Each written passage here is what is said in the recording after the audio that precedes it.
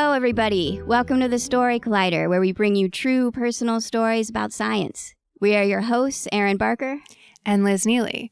And this week, in keeping with what we've been up to these past few episodes, we are presenting personal stories about emergencies. That's right. Something which we have all recently become experts in, I think. Unfortunately, yeah. And Liz, I know you had a piece come out in the Atlantic today about how we can maybe use that expertise to be helpful. Well, yeah, trying to. So what I did was I wrote an essay trying to take 15 years of experience and like however many thousand papers I've read and condense it into some practical, gentle advice about the idea that we are all science communicators now. COVID has conscripted us, right? Like we don't have the choice of opting out or ignoring this. Really, all we can do is try and make it better and avoid making it worse. Yeah. So how do we make it better? Well, I think, our producer, Ray Maktufi, had a great line on this. She's an expert in misinformation. And in our live show last week, she mentioned that starting from a place of kindness is a good strategy. And I agree, right? Like the stakes are so high right now. We are literally talking about life and death. And in many instances, data is pretty patchy, or maybe we don't have the expertise to be able to interpret it ourselves. And so what we don't want to be doing is exacerbating arguments or, like, for example, conflating. Like, there are political arguments to be had right now. And personally, I think like really critically important fights to be having. But that's not the same thing as science communication. And I think being able to recognize that, especially if you're talking to your friends and family, if they're asking for your advice or your input or your reaction, that's an opportunity. And one of the things that you can do is sort of react from a place of curiosity, if not love, like at least curiosity. And if nothing else, think of it as a way to gather more data about what your audience needs so that you can be more effective in helping them make sense of this emergency. And that's great because I know a lot of people are looking for ways to be helpful or useful right now. I think it's one of the few things that gives us any sorts of sense of comfort is that we're each doing the best that we can, whether that's hand washing and social isolation or making sure that we are not spreading virulent misinformation. Yeah. Don't spread either. Right. That's the goal. Well, we have two stories for you today about emergencies, but they are not about this particular emergency. So you can escape for a little while into these other emergencies. Liz, do you want to introduce our first story? I do. Our first story today is from Brooke Dolecheck. It was recorded in November 2019 at the Lookout Room. The theme of that night was hurdles, and it was made possible thanks to the sponsorship of the Micron School of Materials Science and Engineering at Boise State University.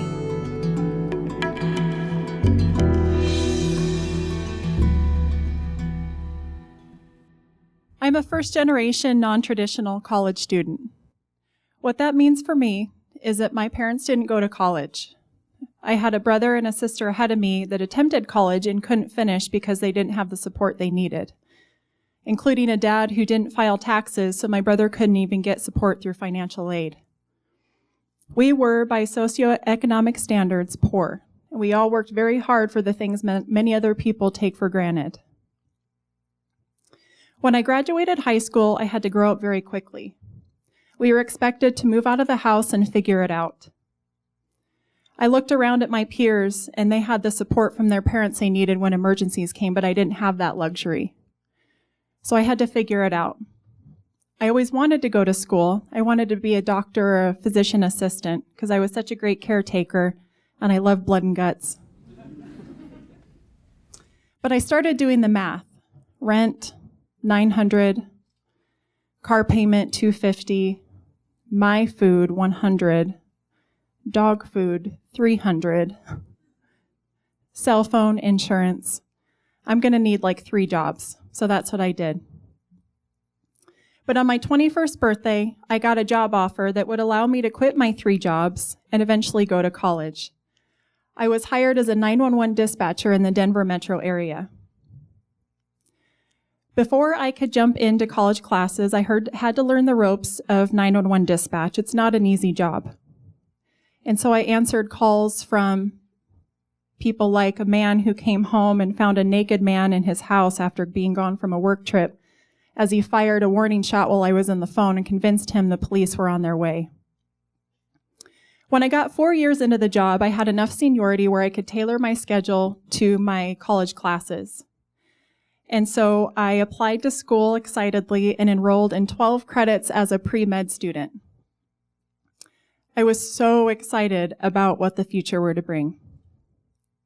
My first few semesters of college went really, really well. I was like doing the shift work, full-time work, and full-time student thing really well. I even still had time to work out and take my old dog Maggie on hikes. I would be at work and be able to study. That was another thing that was really nice about this job. So I would be in my books, and then the phone would ring, and I'd answer, and it would be something like this. Ma'am, it's a scared, shaky, sweet old man. I need an ambulance. Okay, sir. How old are you? I'm 91. What's going on? Well, I was shaving my scrotum, and I cut myself, and I can't stop it from bleeding. So this is how it went. I remember studying for a biochemistry final one night, and I got a call from a woman who I initially thought was suicidal. But she'd called me not because she needed help, but because she'd shot and killed her husband 24 hours prior while he lay asleep on the couch because he wouldn't go get her more crack cocaine. And so I dispatched police officers. They have to set up a perimeter, and I need to get her safely out the door. And I'm talking to her. She's naked and high as a kite, not making sense, more worried about what she's going to wear as she exits the house than putting down the gun. I get a full confession from her, and when police are ready for her, I try to get her to get out. And all I could think this whole time was just put down the fucking gun so I can get back and study. So it went on like this. I would work a 10-hour night shift, take off my headset, and head out the door to either go to campus and go to class or go home and get a few hours of sleep to study. I did this for 3 years, and I don't know how many of you have worked night shift before, but that really wears on your body. On top of that, I was worried about paying rent and whether or not I was doing well in my classes, and it just kind of started to get me down. My tank was being emptied. So I start my night shift. I had, I think, an organic chemistry test or final the next day. And I got a call from a fellow dispatcher who was to relieve me in the morning at 7 a.m. And they're sick. And so unless I can find a dispatcher to fill that place, I'm going to have to stay in the morning. So I buckled down. I had the police officers pick me up a few Monster Energy drinks, 3. Drank them all, and stayed. By morning time, I hadn't found a dispatcher to cover the shift. So there I am in a sleepless drunkenness, hoping to go home soon so I can continue to study and then go take an exam. The phone rings, and it's a woman who's walking along this beautiful creek path, and she's come across a man who skinned his knee. In the description that she gives me, I picture her as being an observer, a bystander, that's not stopped to help the man, but that has done enough to call for help for him. So I get his approximate location and dispatch the ambulance. My job is done, right? Well, I go back to my sleepless drunkenness, and I don't realize how long the ambulance is taking to get there. They radio in, "We're having a hard time finding the patient. Can you give us a better location?" Well, the creek path ran right behind the police department, and we had a building full of cops and investigators that I could send out to locate the man and help. And so that's what I did. And sure enough, the police officers found the patient before the ambulance did. And this is how it went. 110 to dispatch. "Go ahead," I said. Have the ambulance step it up. This is MC1, Officer Jeff Hesselrode, and he's having a stroke.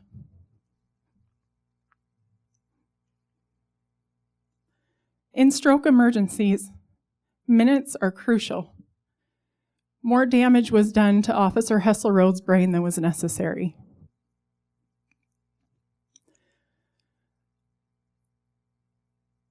The mistakes I made that day could have cost Jeff his life. I was so angry at myself. And the only thing I could attribute it to was that I had spread myself so thin that I was making mistakes in my job that were going to kill someone, and I was getting horrible grades. For the next week, I called in sick to work, and I quit showing up to classes.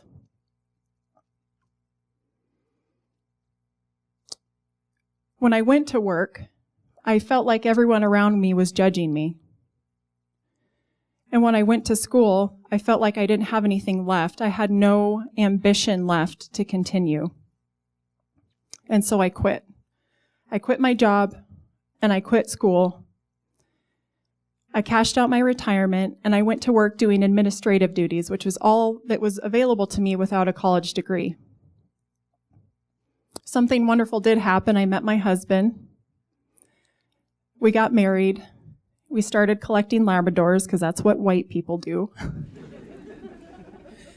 And I settled in for a happy life doing administrative work. But I had this shame over me and this fear that I just wasn't good enough. I hadn't finished what I'd started. I told all my friends and family that I was going to be a doctor. And I would constantly get asked, "Have you graduated yet?" So fast forward a few years, and my husband lost his job in Denver, but he found an awesome job in Boise, Idaho. And I thought, well, since I'm going to be living in such a boring place with just potatoes and a blue football field, I might as well go back to school. So I applied to Boise State University, but this time I wasn't as excited because I thought somebody's going to have to look at my transcript and they're going to see that last semester. It's a bunch of F's and withdraws. I was mortified. Plus, they're not going to know all the hard work that I put in, and I don't get credit for it. There's no college credits for all of the 911 emergencies that I took. There's no college credit for me listening to a woman as she tries to breathe life back into her lifeless infant. But I applied, and I talked to the recruiter, and I was just embarrassed and shaky. And I remember thinking, he's going to tell me I've got like 2 years left. What are you doing? You're a science major. And I didn't know what I wanted to study. I didn't really know what I wanted to do. And to my surprise, he was okay with that. Come to find out, I'm not actually the only person that has struggled in that way. I found my people when I came to Boise State and I started studying multidisciplinary studies. There's people, my classmates have been through this. They didn't have the support they needed.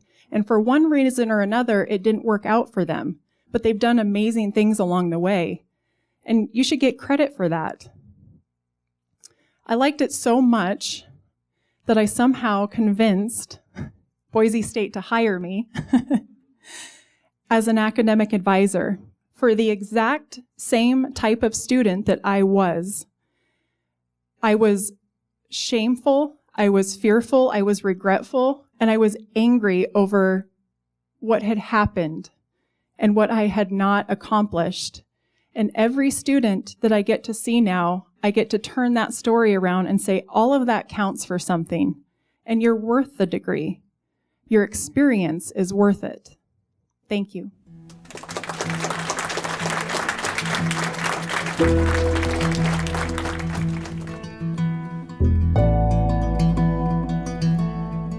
That was Brooke Dolecheck. Brooke graduated from Boise State University in 2019 with a Bachelor of Arts in Multidisciplinary Studies with an emphasis in leadership and human relations. She's now an undergraduate academic advisor at the university in the very same program she graduated from. She works with students who, like herself, have found alternative pathways to pursuing a degree when the traditional route just didn't work or didn't work for them. She's an advocate for her students, and she creates unique degree plans that meet the needs of their goals as well as the demands of the workforce. Love this story from Brooke. Really loved working with her. Yeah, she's so great. Yeah, I know that you worked with her in a workshop that we did out at Boise State, and then Mason and I got to produce this story and this show out at Boise. That's right. Brooke actually gifted us with a couple of Broncos mugs, which I will treasure forever. So it was so wonderful to have that story from her today. Yeah. Before we move on to our next story, I just want to let everyone know we are starting to hear stories from our team and from our listeners about medical professionals and other essential workers who are right now on the front lines of our battle with COVID. And if you or a loved one is out there right now doing this essential work that's keeping us going, whether it's medical, custodial, delivery, or anything else, we would love to hear your stories. And obviously, you're a little busy right now. You're not really in a position to sit down and craft your story along with us as we normally would with our storytellers. But if you have a moment to just send us an email about your experience, just a little snapshot of what you're going through or a moment that has stood out to you, we would love to share these stories with our listeners as they develop over these next few weeks. And so, Erin, you just want them to email us? Oh, yes. Very important to provide that email address. Email us at stories@storycollider.org. With COVID in the subject line, we would love to share your stories. And another way that you can share your stories, even if you're not one of those first line responders or doing any kind of work that's essential right now, every Friday at 7 p.m. Eastern, we are now hosting live broadcast Story Collider shows with 3 stories. And then to kick them off, each week, Erin has been asking all of the audience to type into the chat window 10-minute personal stories on the theme of the day. I have enjoyed it greatly, and we hope to see you on our next Friday live show. Yes, they're every Friday evening at 7 p.m. Eastern Time. You can find them on the homepage of storycollider.org or by going to crowdcast.io/thestorycollider. We would really love to see you all there and hear your stories. We have a lot of fun on Friday nights. It is fun. Yeah. It is fun. It's nice to take that time and connect and hear stories and share stories. Speaking of hearing more stories, I would love another one, please. Well, you're in luck. What's the best way to learn a new language? Immersion. But sometimes that's not in the cards. But you can still learn a language the second best way, and that's with Babbel. Now, I might only be 1 week into learning German with Babbel, but I'm so excited to start being able to speak German with my mom. With Babbel, you can learn everything you need to have real-world conversations, and all it takes is just 10 minutes a day. One study found that using Babbel for 15 hours is equivalent to a full semester at college, which is bonkers. But Babbel is conversation-based learning with science-backed cognitive tools like spaced repetition and interactive lessons created by real language teachers and voiced by real native speakers. So here's a special limited-time deal for our listeners. Right now, get up to 60% off your Babbel subscription, but only for our listeners at babbel.com/story. Get up to 60% off at babbel.com/story. Spelled BABBEL.com/story. Rules and restrictions may apply. Our next story today is from Marc Doll. It was recorded in July 2019 at the Ready Room in St. Louis, Missouri. The theme that night was Toil and Trouble.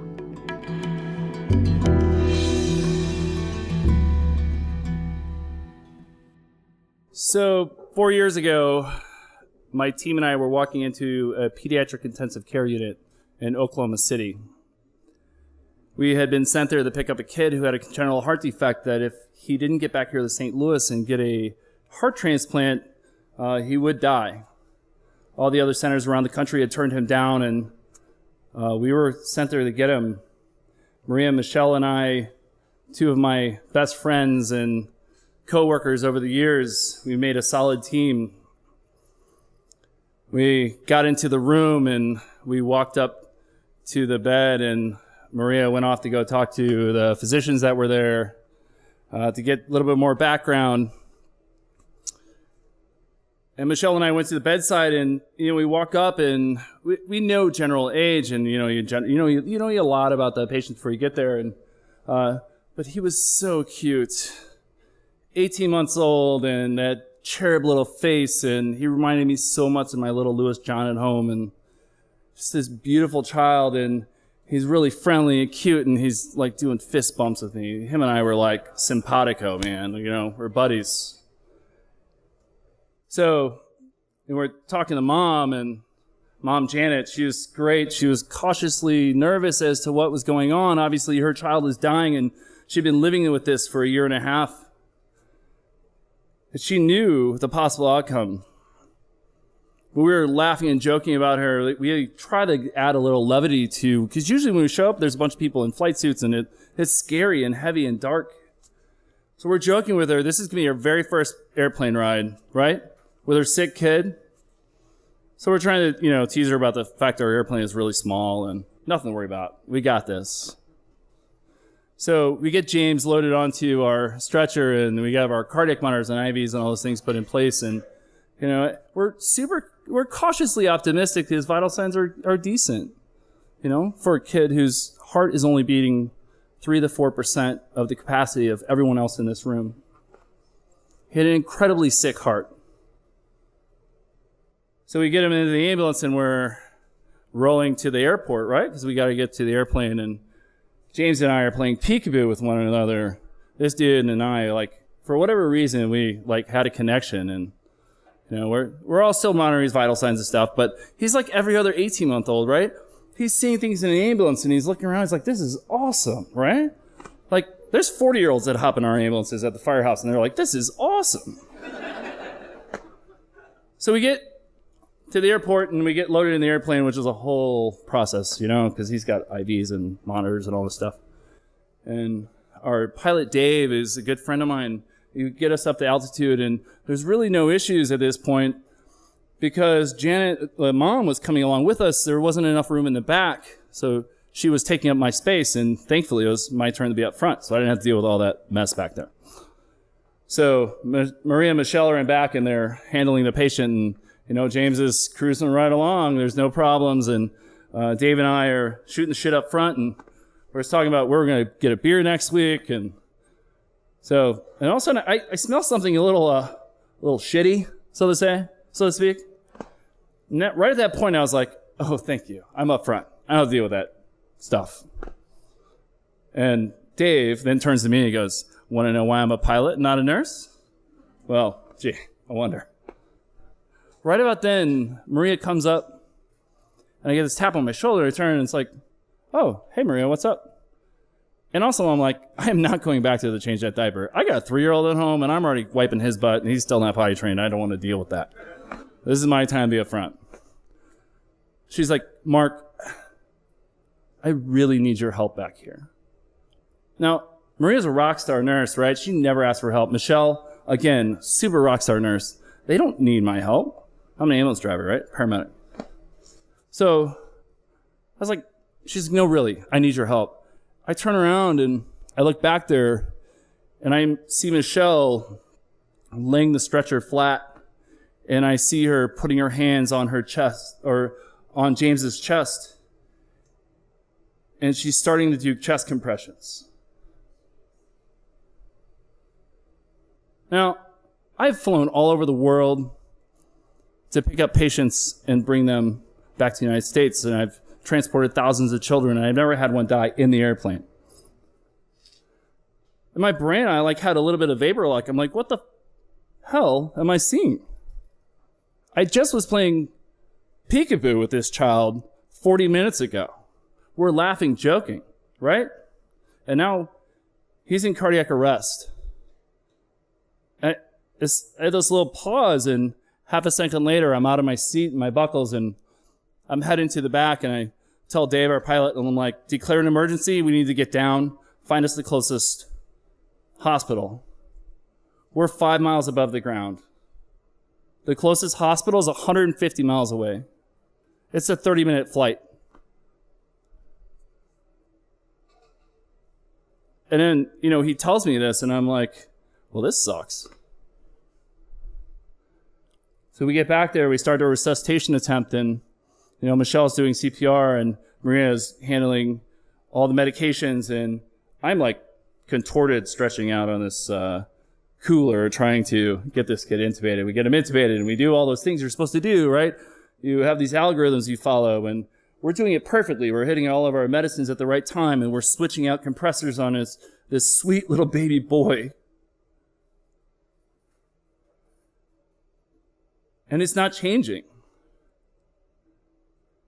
Now, if there's medical people here, most people know that resuscitations usually, they can turn into shit shows sometimes. This was a perfectly run resuscitation with 3 people. In a hospital, you have 15 or 20 that will show up. Well-oiled machine. We're getting it done, right? Tuning out any emotion. We get to the ground, and a local ambulance company picks us up, and we start driving to the hospital. Now, meanwhile, I should tell you, Mom is freaking out, right? In the back of the airplane, trying to run forward. Sudden CG shift in an airplane is lethal to all of us. So trying to calm her down, getting down to the airplane, promising we're doing everything we can. She's in the back of our ambulance with us, and we're doing CPR, and we're exhausted. By this point, we had been doing CPR for 50 minutes. It's a hell of a core workout, and I don't recommend it for anyone.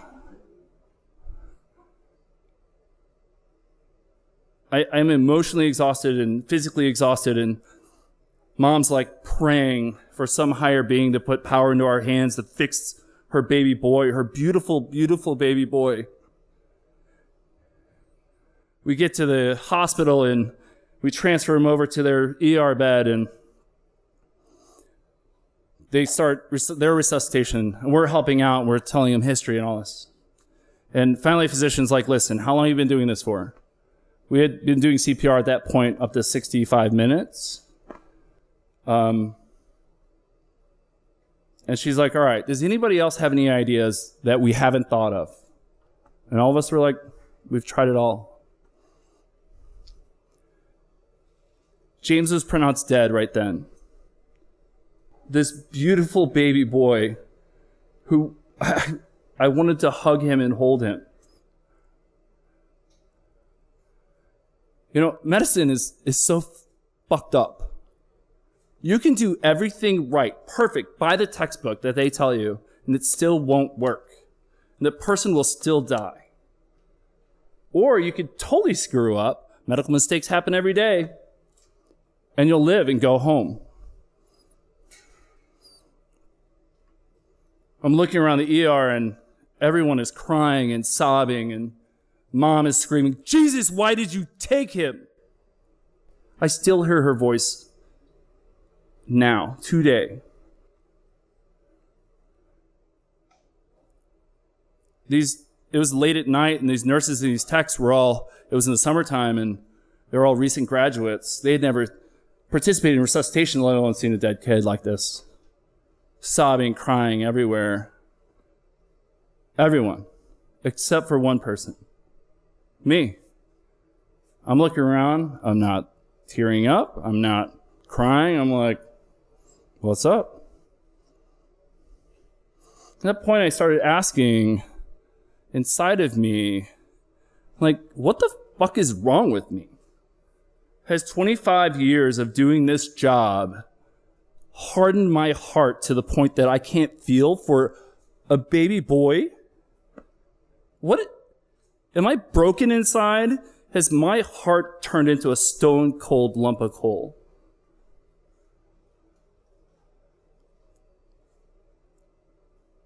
I got home that next morning, and typically I don't tell what I see in my career to my family.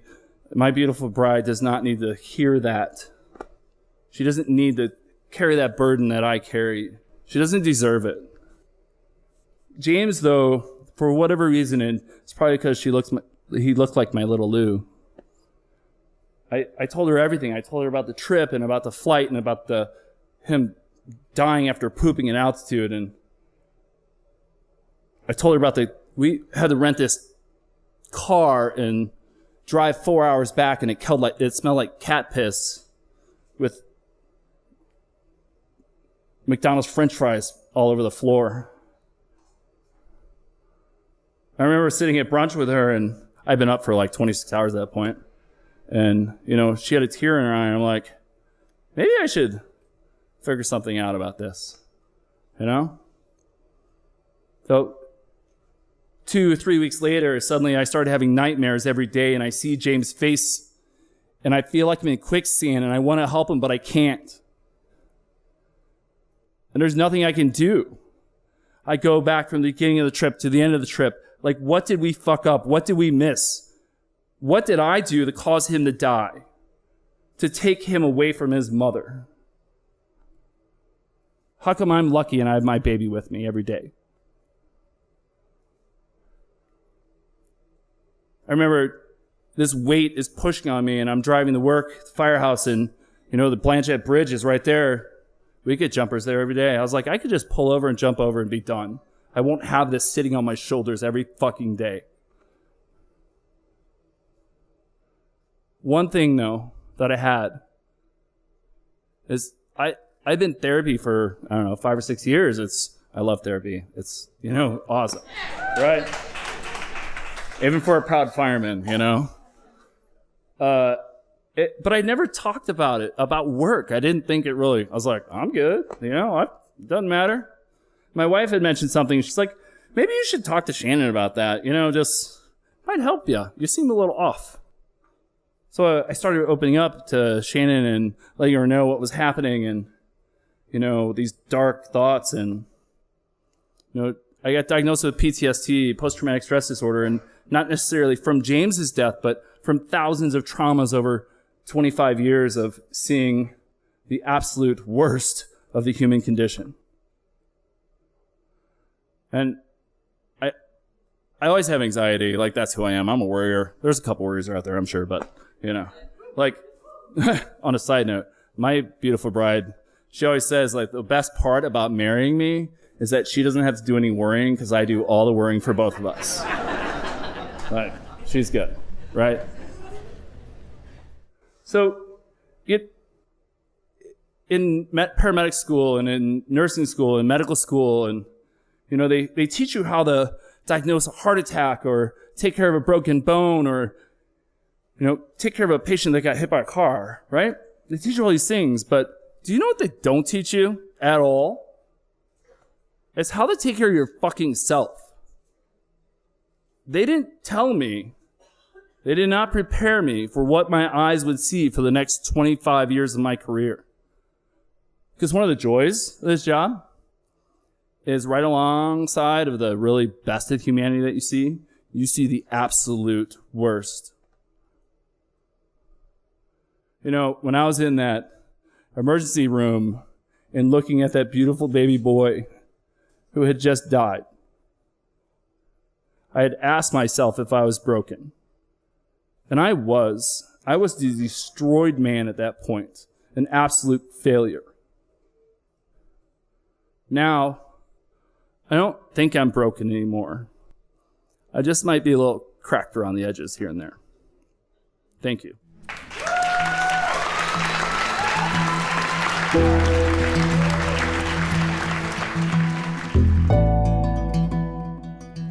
That was Marc Doll. Marc is the EMS Bureau Chief of the City of St. Charles Fire Department and a 26-year veteran of emergency medical services. He has flown worldwide to transport those in dire medical need, from remote Russia to Carbondale, Illinois. He spent a total of 15 years in the high adrenaline atmosphere as a flight paramedic. For a change of pace, he has spent 22 years as a firefighter. This fall, he's planning on starting his nursing degree at Maryville University. The Story Collider is so grateful to Brooke and to Marc, not only for sharing these stories, but for doing the work and living the lives that created them. Totally. The Story Collider is also incredibly grateful for the support of Science Sandbox, a Simons Foundation initiative dedicated to engaging everyone with the process of science. The Story Collider is led by me, Artistic Director Erin Barker. And me, Executive Director Liz Neely. We couldn't do all this without the help of Deputy Director Nissa Greenberg, Operations Manager Lindsay Cooper, and the rest of our amazing team. The stories featured in today's podcast were from shows produced by me, Erin Barker, Mesa Salida, Emma Young, and Eli Chen. The podcast is edited by our podcast team, which includes Jun Chen and Gwen Hogan. The theme music is by Ghost. Special thanks to the Lookout Room at Boise State and the Ready Room for hosting these shows. Also thanks to the Micron School of Materials Science and Engineering at Boise State, and all of you out there making the best of bad times. We appreciate you. Thanks for listening.